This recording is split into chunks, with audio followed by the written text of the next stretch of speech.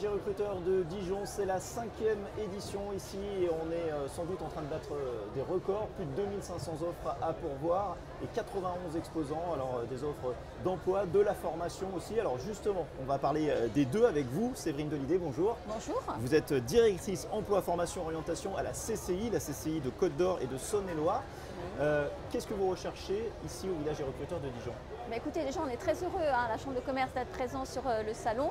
On est partenaire historique, on était là dès la première édition. Donc pour 2022, donc, nous avons deux stands. Donc, un stand qui s'appelle la Fabrique de l'orientation, qui est plus dédié à l'orientation professionnelle, donc qui est la première marche vers l'insertion dans l'emploi.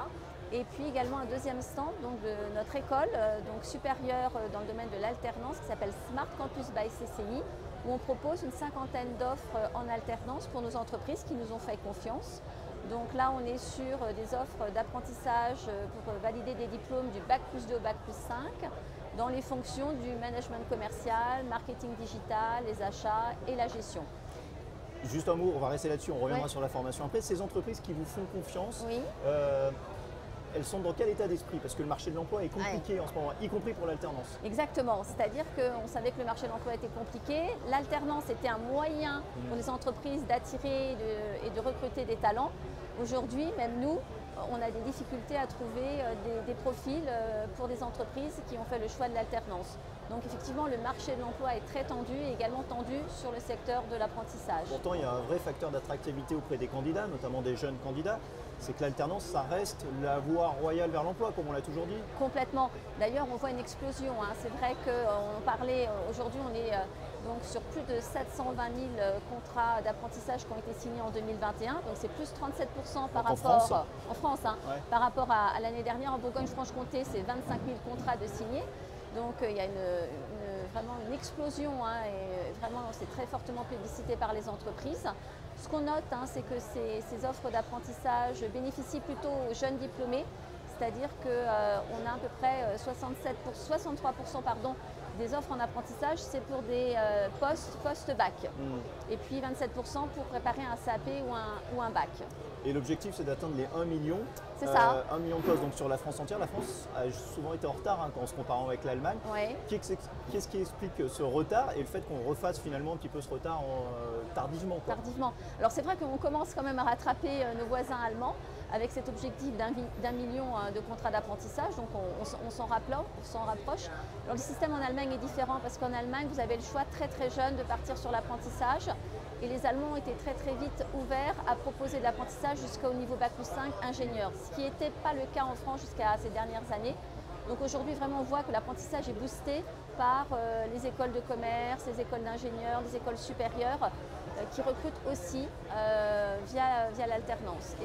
On pourrait se dire aussi, à quoi bon pour un jeune diplômé aujourd'hui choisir cette voie-là, alors que de toute façon le marché de l'emploi est tellement tendu que de toute façon il pourra se faire embaucher par une voie plus traditionnelle. Oui, mais ça reste quand même très, très intéressant. Et le premier facteur, c'est que ça permet aussi à des jeunes de financer leurs études. Donc ça, je trouve que c'est vraiment exemplaire parce que effectivement, une école de commerce, école d'ingénieur, c'est relativement coûteux pour des familles. Et donc, pour pouvoir poursuivre ses études, ça peut permettre aussi de les financer. Donc ça, c'est un atout important aussi. Juste un mot pour finir rapidement sur la Fabrique de l'orientation. Donc oui. Ça, c'est mis en place par la CCI. Oui. C'est ce qu'on disait, un mini mondial des métiers. C'est-à-dire qu'on teste in situ à quoi ressemble un métier, comme quoi par exemple? Alors ça c'est vraiment, c'est tout nouveau, c'est inédit et pourtant pour moi tellement évident. C'est-à-dire qu'aujourd'hui pour choisir un métier, quoi de mieux que de venir l'essayer. Et donc c'est vraiment la vocation de cette Fabrique de l'orientation qui est située au rez-de-chaussée de la CCI à Dijon. C'est que vous venez, on recrée des ambiances de travail, des espaces de travail où vous allez tester des métiers, rencontrer des professionnels et puis vous faire une idée des métiers, ouvrir les champs des possibles, pouvoir aussi dépasser certains préjugés qu'on peut avoir sur des filières et des métiers. Quel type de métier par exemple, exemple, alors pour l'instant, on a ouvert au mois de février. On a testé les métiers d'opticien, vétérinaire, carrossier, carreleur, serveur en restauration, commercial. On a travaillé aussi sur tous les métiers de l'industrie. On travaille aussi avec les branches professionnelles. Lundi, on aura toutes les branches du domaine de la santé qui vont venir présenter leur métier. Donc on travaille beaucoup avec le rectorat et les écoles, les collégiens, les lycéens qui viennent tester des métiers. Je trouve aussi que c'est intéressant parce que ça gomme aussi les inégalités. On sait bien qu'un jeune qui ne vient pas d'un milieu social, enfin certains milieux sociaux, on va avoir plus de mal d'avoir un carnet d'adresses, d'avoir une ouverture sur les métiers. Donc c'est important pour nous aussi de remettre le curseur et une égalité pour tous. Et puis ça permet aussi de tordre le cou à certaines idées reçues, vous l'avez dit, sur les métiers ouais, aujourd'hui ouais. qui ont évolué et qui ne représentent plus forcément l'image qu'on s'en fait Exactement. sur Tout le à papier. fait. Merci beaucoup Séverine Dolidé, donc, et puis bonne journée donc, à la CCI Côte d'Or et Saône-et-Loire, ici au village des recruteurs. Merci à vous. Et on se retrouve dans quelques minutes ici sur le plateau vidéo.